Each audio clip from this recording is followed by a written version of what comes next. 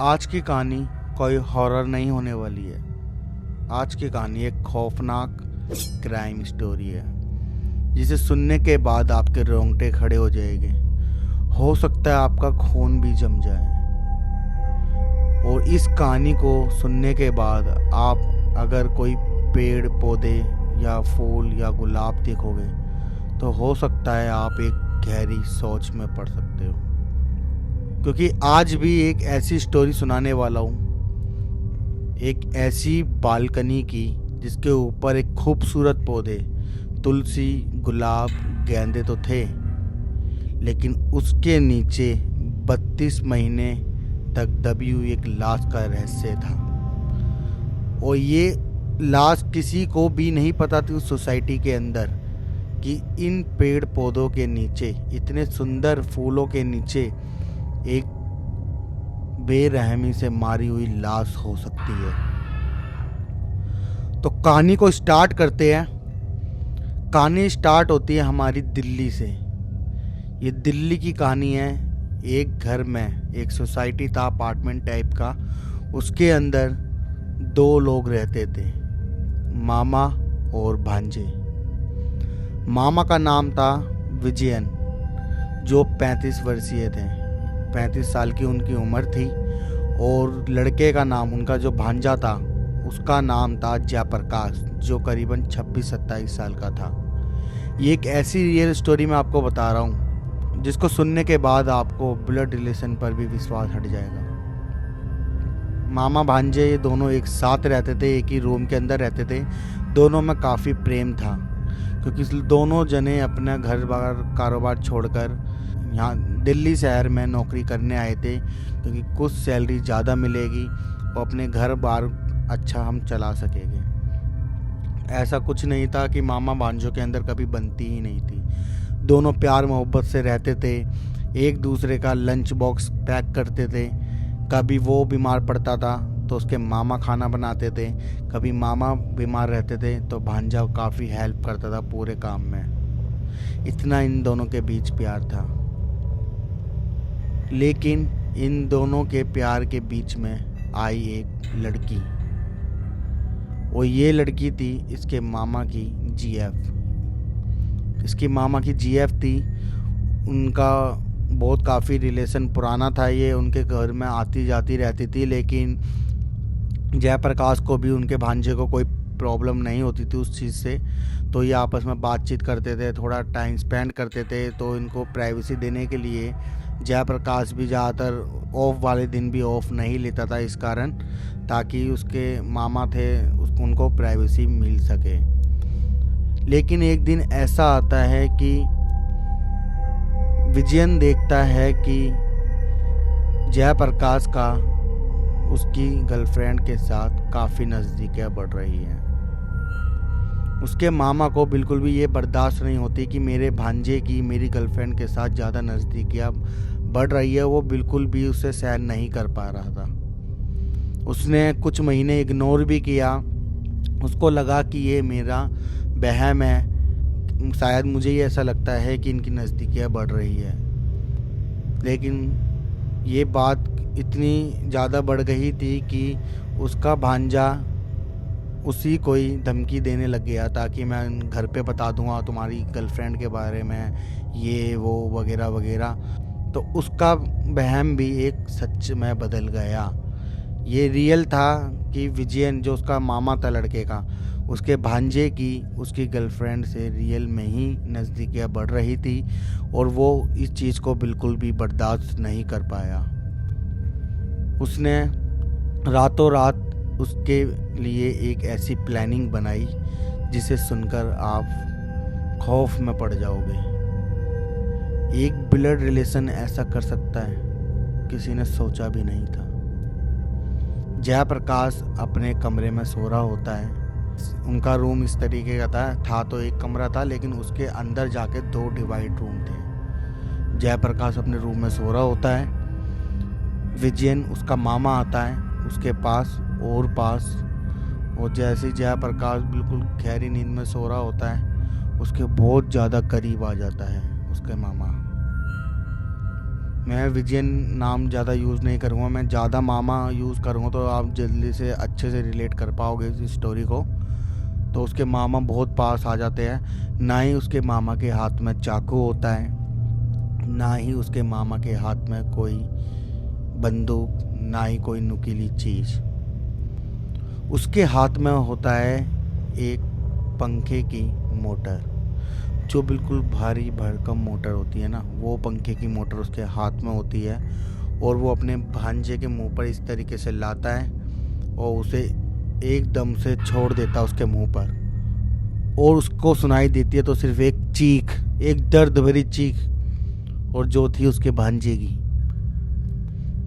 जब खूनम खून हो जाता है उसका फेस, पूरा बेड खूनम खून हो जाता है, तो उसका मामा को भी थोड़ा गिल्टी फील होता है। उसको लगता है कि ये मैंने क्या कर दिया। होता है ना अक्सर कि हम गुस्से में कुछ ऐसा कर देते हैं कि बाद में हमें अफसोस होता है कि हमने क्या कर दिया। अब वही जो हो गया सो हो गया। उसे लगता है बहुत ज़्यादा डर। रात के बज रहे होते हैं 1 या फिर 2, 1 या 2 का टाइम होता है। वो रात को बाहर जाता है और इधर उधर देखता है कि पहले वो ये सिक्योर करता है कि किसी ने मुझे देखा तो नहीं। आसपास कोई भी नहीं होता, बस कुछ कुत्तों की आवाज़ आती है भौंकने की। और फिर वो कुंडी को अच्छे से लॉक कर लेता है। वो 5-10 मिनट तो वो सिर्फ उसी लाश को घूरता रहता है कि उसके मन में आता है कि मैं क्या करूं, क्या करूं मैं। ऐसा मतलब ऐसे घबरा जाता है वो।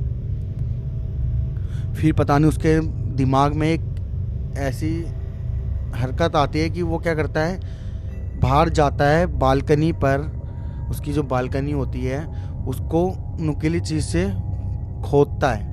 खोदते खोदते खोदते खोदते बहुत लंबा गहरा गड्ढा कर लेता है। लंबा गहरा जब गड्ढा हो जाता है तो वो अंदर फिर रूम में जाता है और जयप्रकाश की लाश को घसीटता हुआ बाहर की साइड लाता है।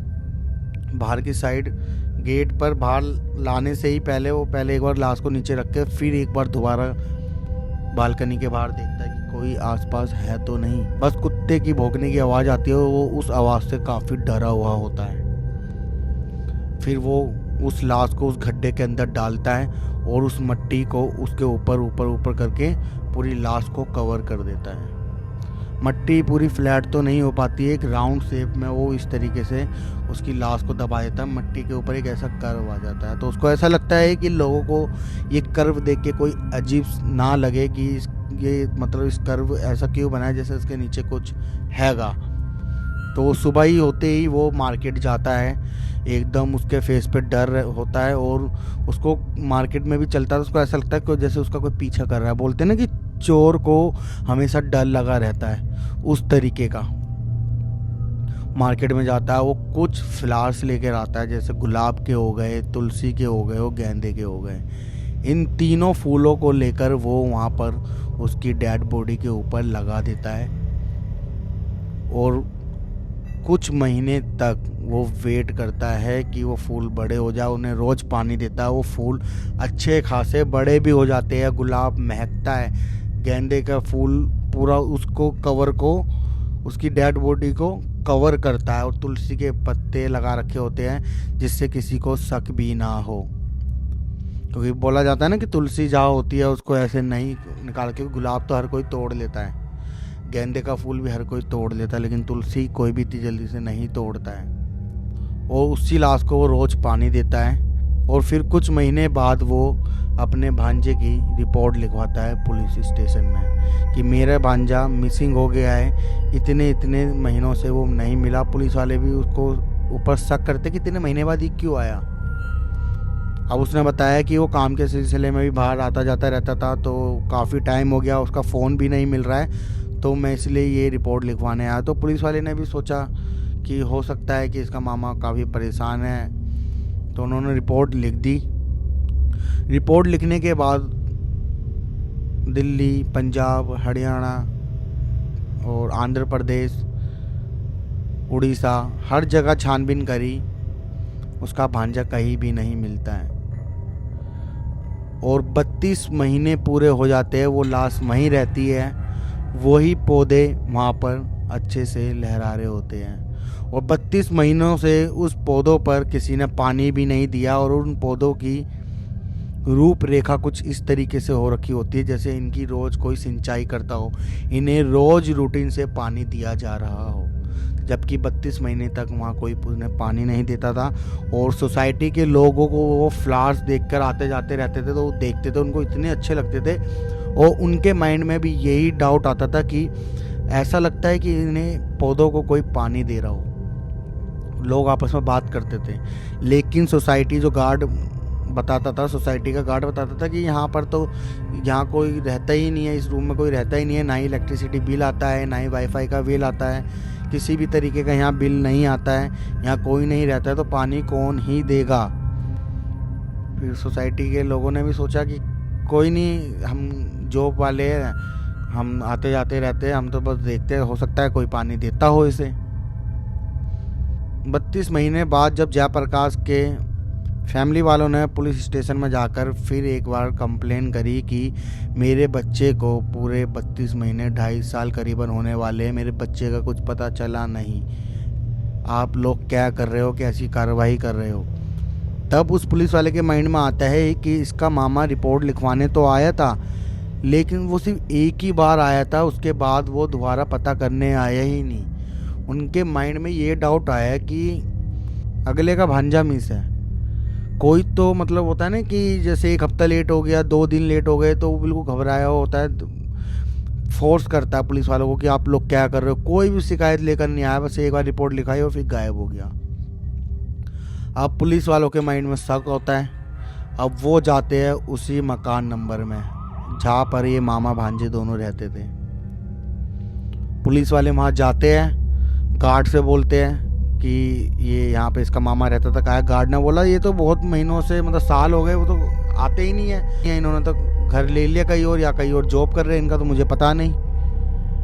अब गेट तोड़ा जाता है, गेट तोड़ा तो सब सामान वहीं का वहीं रखा होता, जाले लग रहे थे और धूल मट्टी डस्ट थी।